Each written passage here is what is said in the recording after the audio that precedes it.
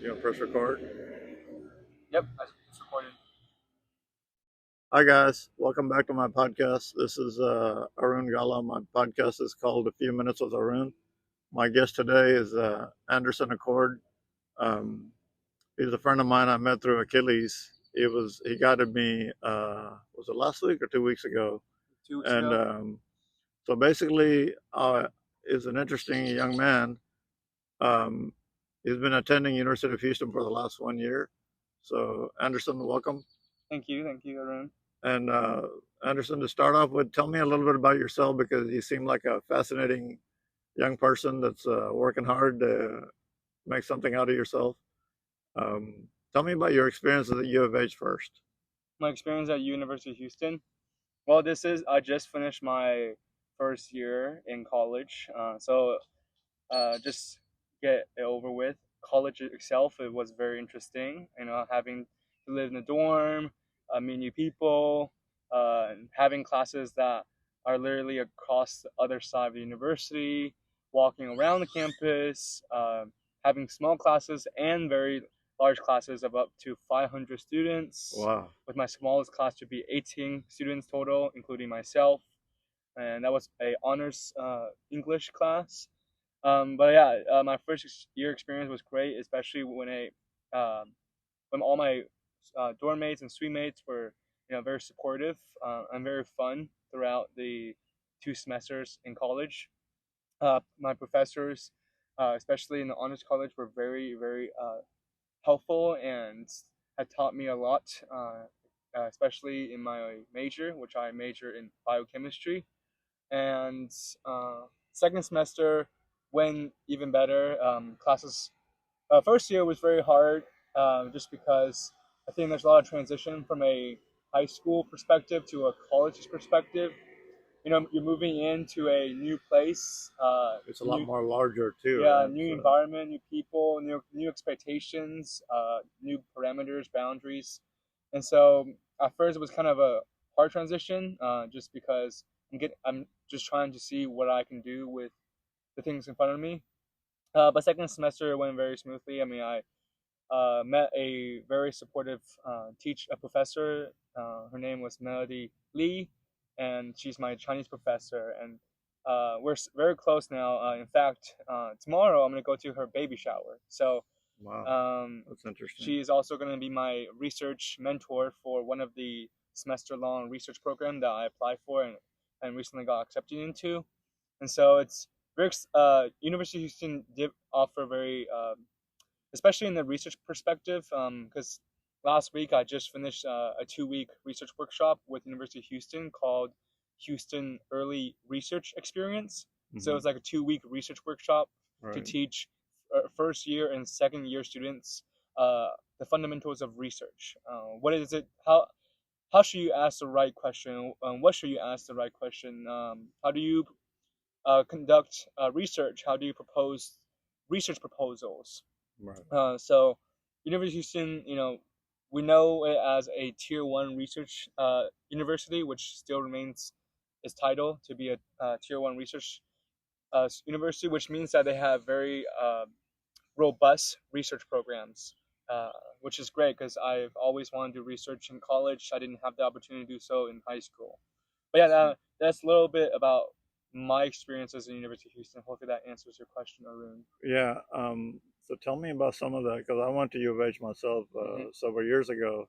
Tell me about some of the cool places that you hang out in because I know the student center was pretty alive when I was there back in the '80s.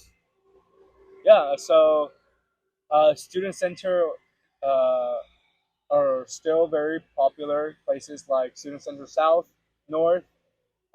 Recently, at least in my years, they have the RAD Center, which is a new student center near the chemistry and math Does departments. that stand for something? RAD? I have no clue. Right. They don't, either they haven't disclosed it or I haven't searched it up yet. Right. But it's an amazing place because unlike the student center south, which has open air concept, having lightings, windows so that the natural light can come in, the RAD has more windows, so more natural light comes in, and most of the light does come from the natural light. Where is it located? It's like near the it's near the not STL. It's near the um Like towards the back by Holman, or what's the name of the street back there? Yeah, but it's okay. So, but do they have like TVs and everything? Or? yeah, they have I mean they have TVs for the restaurants, but it's a 2 floor complex Mm-hmm. with a lot of like sitting areas. There's not like TVs where you can control it, but there's TVs to show you what's going on in the University of Yeah. Houston. And It's there's not really a place to study, I guess. It's a place to just hang out, oh, right? there's a lot of students who love the like ambient noise of students, Right. and so they study there. In fact, like one of my friend Ryan was just telling me about this last week when we were doing the program together, and Mm. he said he always will go to RAS Center because he loves to work with the sound of students talking and yapping because Yeah. that's to him is like a very Yeah. suitable place to Yeah. To me, I study. have to have a quiet place to study, you know. Yeah, So that me wouldn't. too. Well, if I really want, like, if I'm studying for a test or exams, I do Mm. need quiet time. But if I'm just doing a homework or assignments, I don't mind the noise um, from the students. Yeah, I find it interesting that you were telling me about. Tell me more about your. You said you were adopted from China. Tell me a Yes, little bit more about that. yes. Thank you for asking. Well, adoption in general, from China, Hmm. just requires a long process from the person who's adopting. So for my mom, it took about I think a year and a half or 2 years to process the legal documentations that she is a responsible and eligible candidate for adoption. For adopting a child, she chose China as her host country, and in 2015, 3 weeks before I got adopted, I was notified. This is when I was at the age of 10. I was notified to return to the orphanage to learn English so I can be prepared at least to some extent for the new experience. My current mom, her name is Suzanne. She adopted me at Jinan, China. Jinan is a city in Shandong province. Um, uh, Is that like north or yeah, that's China? northeast, Hmm. 3 hours away, bullet train from Beijing, the Hmm. capital. Right. Uh, and once I got adopted in China, I went through multiple places in China because there's also legal documentations and processes to go through in China for me to be taken by Suzanne. And I was adopted to uh, Hawaii. That was my first place. And upon my arrival to Hawaii, my mom had already completed my U.S. citizenship, so I didn't need to go through the long um, process of getting my uh, U.S. citizenship. And shortly after that, I think I had there was, of course, transitions to go through. I mean, anyone will agree that a new environment, a new culture, a new language, new people is a very But overwhelming. you seem like you adjusted pretty well to Uh, American culture, right? I mean, yeah, now I am. I mean, after 9 years, but Yeah. the first year was pretty rough. I mean, this is a we're we're we're talking about a 10-year-old Right. who have memories of Right. 9 years in China. Right. Families have I had family, Yeah. a very close family, and I was unfortunately uh, had to separate myself from them. Uh, Do you have any contact with anybody in oh yeah, your family so members in China? before um, my mom originally wanted to take me back to China to find my foster family again, or to at least communicate with them to say that I'm okay in America and to, also give appreciation for what they did for me. That was in 2020, but we all understand that 2020 was when COVID hit. No. So, and China had a very severe case of that. So I couldn't go in 2020. So, for my high school graduation gift, my mom decided to take me to China for 3 weeks, and one of the weeks we went to Zibo, the birthplace of my um, home, and I knew exactly what roads to take, what turns to make, to get back to my foster family home, which we very, very fortunately found them, and we spent a whole week with them. You know, they Wow. showing us around what Zibo is, because when I was a child, they never showed me what Zibo is since I literally lived there for most of my life. Man, you're 19 and you lived a lot of life already. No, I haven't lived much life, but Yeah. I do say that I had the privilege of having multiple perspectives. From a both adoptee perspective, but also as someone who explored two cultures that are extremes. Right. We know China and U.S. have somewhat similarities, but most of them are actually just polar opposites. Politics, the way they see economics, the way they how people interact.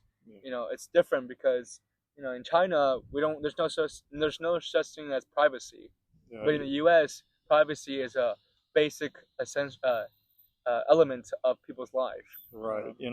Anderson, to be honest with you, you're only 19, and you're doing all these things, which is fascinating to me because when I was 21, I didn't I didn't know what I was doing. No. But so you were talking about you're going to go to Taiwan pretty soon to Mhm. learn more Chinese, or Yeah. So yeah, I applied to this program. It's a very low acceptance rate, about less than 10%. right? It's sponsored by the U.S. Department of State, and so it's federally funded. I never knew if I was going to get it because of the political turmoil that was happening during the time. So I applied last November in the first semester, and I got a response the first January that said that I passed through the first round. So I was like, oh yay!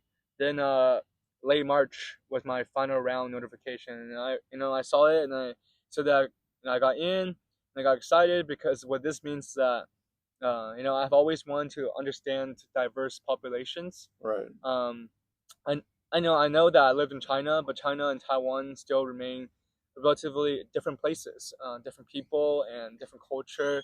And so I've always wanted to learn something new in a different Chinese-speaking country. So Taiwan was a perfect place, and with this program, I'm able to stay in Taiwan for 8 weeks with a host family. So I get to live with a local family. I get to study at a university that the Taiwanese people you know think is very high ranking. And so because of like all this experience I will go through, I will learn a lot from people from this institution.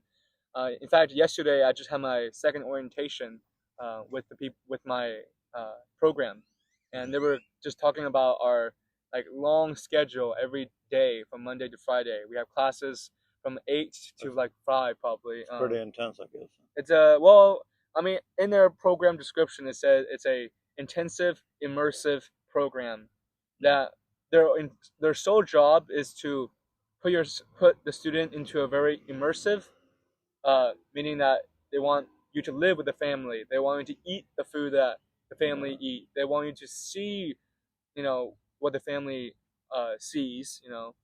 What they do on a daily basis, how they, what they like cleaning, how do they clean the dishes? Right. They don't use a dryer, right?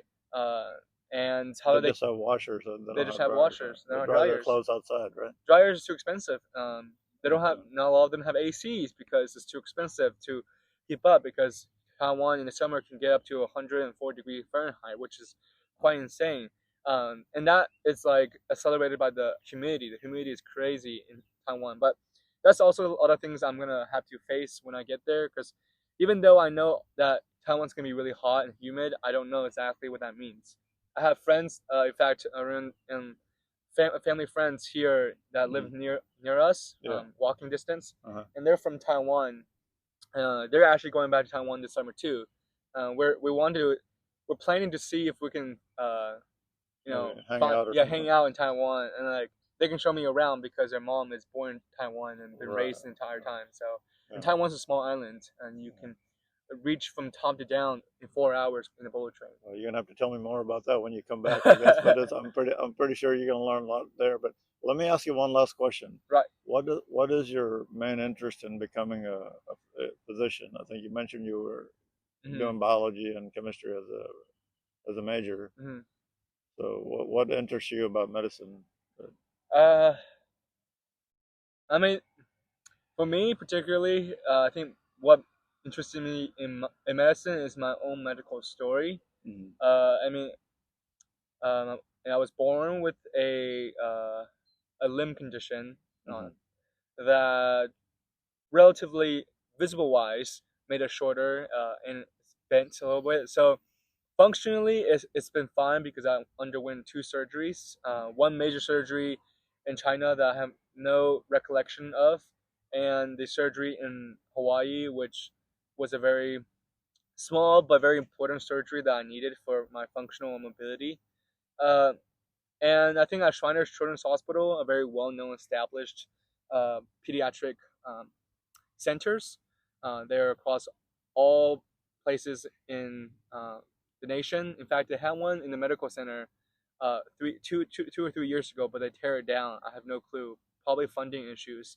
But now they have one in Galveston for the burn center.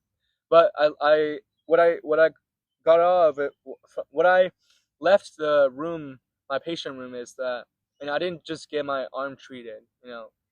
A team of nurses, doctors, physicians, I mean, and including my mom, reassured me throughout the process. They know how, I mean, it is an invasive procedure because it does require internal sutures, they do have to take a bone out. But it's the fact that, these people, physicians, doctors, nurses, and even other patients, they will reassure you, make sure that you're calm, comfortable, and just like try to make you like if you have any concerns, they'll try their best to resolve that.